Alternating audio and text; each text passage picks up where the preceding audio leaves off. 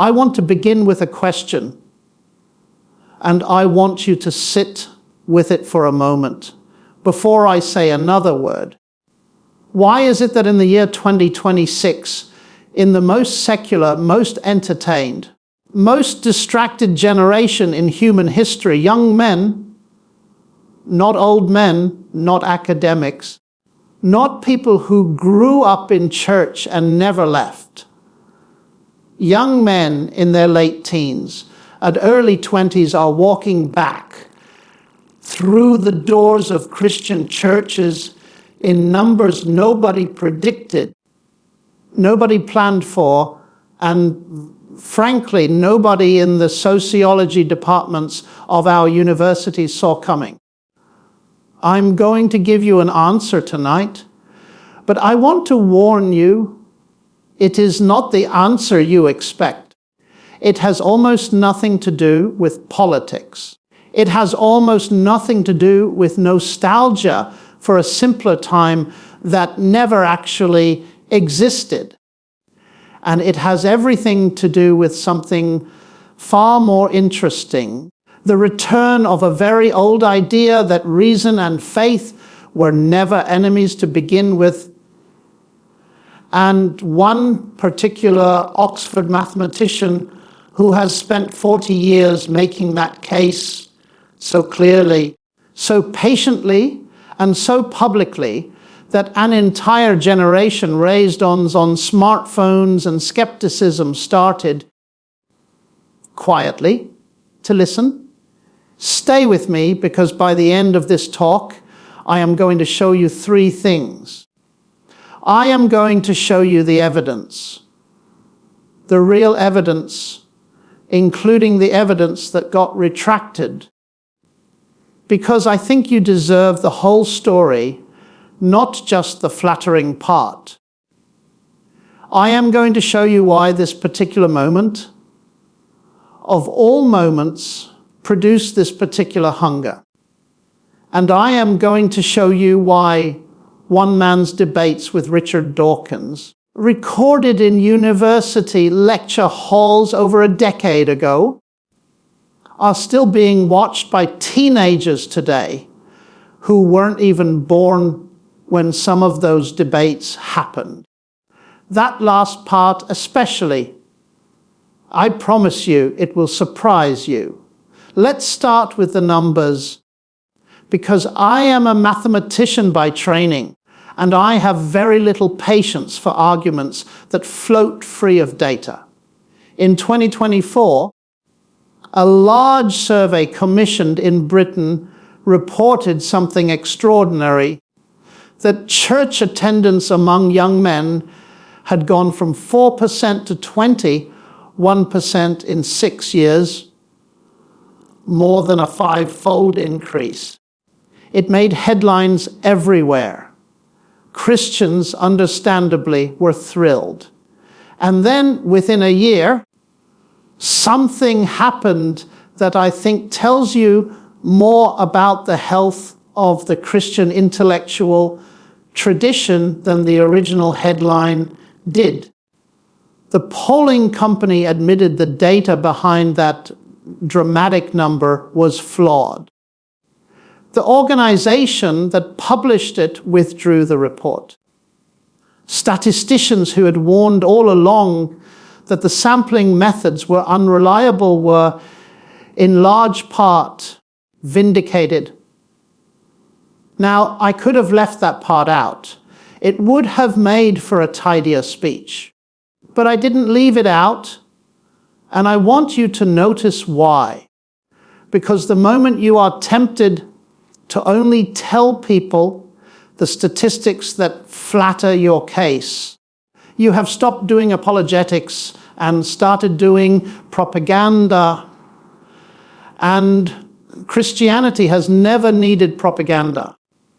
It has only ever needed the truth, examined honestly in the full light of day. If the evidence for a Christian resurgence among young men were only ever a single disputed poll, I would tell you to go home skeptical.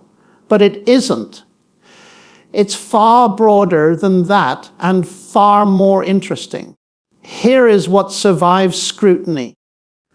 Barna Group's research in the United States found that the share of Americans reporting a personal, life-shaping commitment to following Jesus rose from a low of 54% in 2021 to 66% within a few years. And the growth was disproportionately driven by young people, especially young men, whose rate of new commitment outpaced young women's during the same window. Bible sales, an unglamorous, unsentimental, entirely commercial statistic that nobody can spin, rose sharply on both sides of the Atlantic. American publishers reported double-digit annual growth, and in Britain, Bible sales very nearly doubled in a single year. You cannot manufacture that kind of consumer behavior through a press release. People do not buy books they have no intention of reading. And then there is the evidence that no polling company collected it all because it happened in public, on camera in front of thousands of witnesses. In February 2023, an ordinary Wednesday chapel service at a small university in Kentucky turned into 16 days of continuous, unplanned prayer and worship, drawing tens of thousands of young people from across the country who simply got in their cars and drove there with no marketing budget and no celebrity headline act. Since then, we've seen college football players, grown young men in a sport built on aggression and machismo, leading stadium prayer services attended by over 1,000 of their fellow students. We've seen professional athletes speak openly, unprompted, on national television about reading their Bibles daily. None of that fits the old narrative that faith is something you grow out of once you're smart enough, successful enough, or masculine enough not to need it. So here is the real question, and it is the one I actually want to answer tonight, because the what is far less interesting than the why. Why now? Why this generation? And why specifically young men? I think the honest answer begins with something almost nobody wants to admit in polite company. This is the most anxious generation we have ever measured. Depression, loneliness, and what researchers now simply call meaning poverty, a hunger for purpose that no amount of entertainment, achievement, or online validation seems able to satisfy, are running at levels that should alarm every parent, every teacher, and every government in the developed world. Young men in particular have spent a decade being told, in 1,000 subtle ways, that their instincts are a problem to be managed rather than a nature to be directed towards something worth living for. And into that vacuum crew, Christianity offers something no self-help algorithm can offer, not a technique, but a story with a creator, a purpose, a moral structure, and a cross at the center of it that says your life matters enough to have cost something. But here's the part I promised to come back to. And it's the part I think most commentators have completely missed. You can offer a hungry generation, meaning all day long, but if that generation has been trained, quite rightly, in many ways, to distrust authority, distrust institutions, distrust anyone who claims to have the answer without showing they're working, then simply telling them, trust the Bible, will not work. It never was going to work. This generation does not want to be told what to think. It wants to be shown how to think and then be trusted to arrive at the conclusion itself. And that is precisely the gap that one man spent decades quietly filling, long before anyone was talking about a revival at all. I am talking, of course, about John Lennox, the Northern Irish mathematician who became, almost by accident, one of the most watched Christian thinkers on the internet. Here is a man who held a chair in mathematics at Oxford, who has doctorates in philosophy of science and in fields of pure mathematics most of us couldn't pronounce, who speaks several languages fluently, and who in his 80s decided to teach himself Hebrew simply because he wanted to read the text more closely for himself. That is not the profile of a man running from evidence. That is the profile of a man running toward it. For nearly 15 years, Lennox stepped into the largest, most public arena available to him and debated the most articulate atheists of his generation. Richard Dawkins, Christopher Hitchens, not with slogans, not with appeals to authority, but with careful, patient, mathematically trained argument. And here is the detail that I find almost providential. Those debates were recorded, uploaded, and have now been watched by millions of people on a platform that didn't even exist in its modern form when some of those debates first took place. A teenager scrolling through a phone at 2 in the morning, wrestling with doubt, can stumble onto a decade-old university debate and watch a calm, rigorous, kind Oxford Don dismantle the idea that science has somehow made God unnecessary and can do so without a single person in the room shouting or sneering. That matters enormously to a generation exhausted by shouting, because what young men encountered, many for the first time, was a model of Christian faith that did not require them to switch off their minds to hold it. Lennox's argument, made again and again across those years, is disarmingly simple. It is not that science has replaced the need for God, but that science itself, its order, its comprehensibility, the sheer mathematical elegance of a universe that didn't have to make sense, but does, is exactly what you would expect if a rational mind stood behind it. He liked to point out that the very scientists who claim faith is a leap in the dark rely every single day on faith that the universe is orderly enough to be investigated at all. Belief on this account isn't the opposite of thinking. It is thinking carried all the way through. Add to that his presence, more recently, on some of the largest podcasts in the world, sitting across from hosts who built their entire careers on skepticism and secular ambition, calmly making the case for a creator to audiences of millions who would never in 100 years have walked into a church.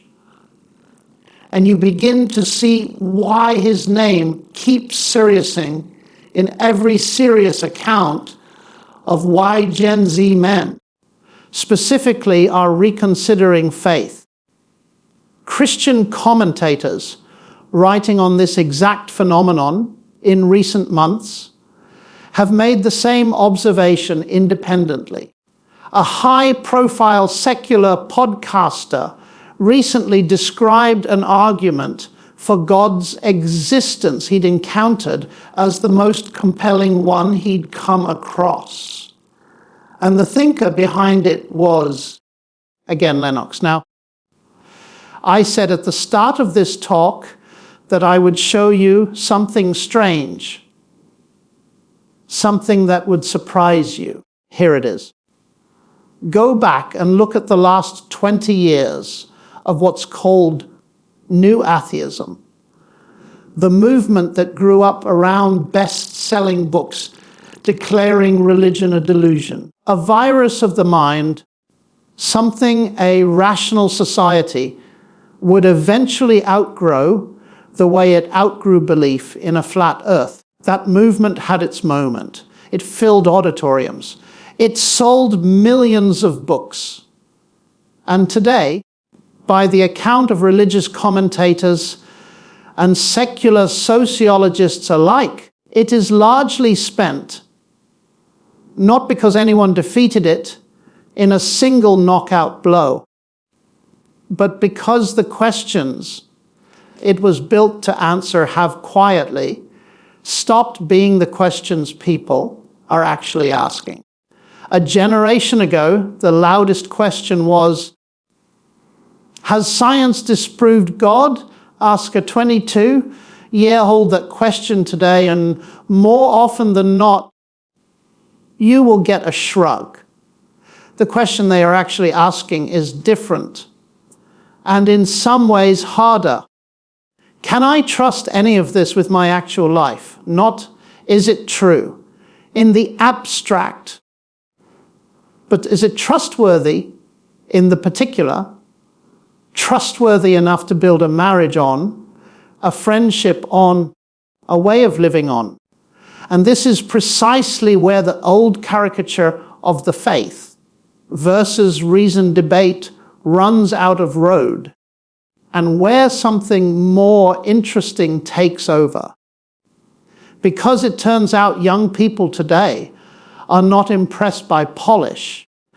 They are suspicious of anyone who claims to have every answer, delivered with total confidence and no visible uncertainty, because they have grown up in a culture where confidence is manufactured every single day by influencers who have never once been asked to show their working. What builds trust with this generation is not certainty. It is honesty about the limits of certainty, paired with genuine rigor about the case that can be made. And that, I would suggest, is exactly the register in which the best of contemporary Christian apologetics, Lennox chief among them, has always operated. Not, I have no doubts, but I have examined my doubts, and here is what I found when I did. Let me give you one more piece of the picture, because I promised you the whole story, not just the tidy parts. The growth we are talking about is not evenly spread across every denomination or every kind of church. Where the data holds up under scrutiny, it points to particular kinds of growth, a marked rise in Catholic and Pentecostal participation among young adults in Britain. For instance, alongside slower or flatter growth, in some of the more traditionally liberal, seeker-sensitive congregations that spent the last 2 decades trying hardest to modernize themselves into relevance, there is a lesson buried in that detail, and I don't think it's a comfortable one for those of us who assumed that the way to reach young people was to make faith easier, softer, less demanding. it appears that what many young men are actually drawn to is the opposite. Structure, seriousness, a faith that asks something of them, rather than a faith that has been sanded down until it asks nothing at all. Now, I want to be careful here because I promised you honesty rather than hero worship. Lennox is not the cause of this movement. No single man could be. He is at most a kind of bridge, a figure who happened to occupy exactly the right space at exactly the right time, rigorous enough to satisfy a generation trained to demand evidence, humble enough to satisfy a generation allergic to arrogance. And this is the detail people miss. Old enough to represent something genuinely countercultural. In a culture obsessed with youth and relevance, here was an octogenarian speaking slowly, without irony, without apology, and somehow he became more compelling to 20-year-olds than almost anyone chasing their attention with algorithm. Optimized content ever managed to be. And this brings me to the point I most want you to leave with tonight, because I think it is bigger than statistics, bigger than any one apologist, and bigger than any single survey, flawed or otherwise. Every generation believes it is the first to ask the hard questions. Every generation believes its doubts are too sophisticated for the faith of its grandparents. And every generation eventually discovers what the young men filling churches this year are discovering, that Christianity was never afraid of the hard questions. It has been answering them seriously and rigorously for 2,000 years. Through Augustine, through Aquinas, through C.S. Lewis, who himself moved from atheism to faith through exactly this kind of unflinching, evidence-first reasoning, and now, in our own moment, through a mathematician from Northern Ireland who simply refused to accept the premise that a thinking person must leave their mind at the church door. I open tonight by promising you an answer that would surprise you. Here it is. This is not, at its root, a story about religion making a comeback because people are frightened or lonely or looking for a tribe, though all of that plays a part. It is, at its root, a story about a generation that was told faith and reason cannot coexist, that went looking for proof of that claim, and instead found men and women, ancient and modern, who had already done the work of showing that they can, that they must, because a universe, this rational, this mathematically extraordinary, this fine, tuned for the very possibility of a young man standing in a chapel at 2 a.m. asking whether any of it means anything, did not get that way by accident. So let me leave you with this. If you are here tonight and you have never really looked at the evidence yourself, not the caricature of faith you may have inherited, not the flattering headline, not the retracted survey, but the actual arguments made by serious people in public under scrutiny, I would simply say go and look, watch the debates, read the books, ask the hard questions, all of them, and do not stop until you have real answers, because I promise you they exist. The young men filling churches this year did not check their minds at the door. They brought their minds with them and found, to their own surprise, that faith had been waiting there for reason all along. Thank you.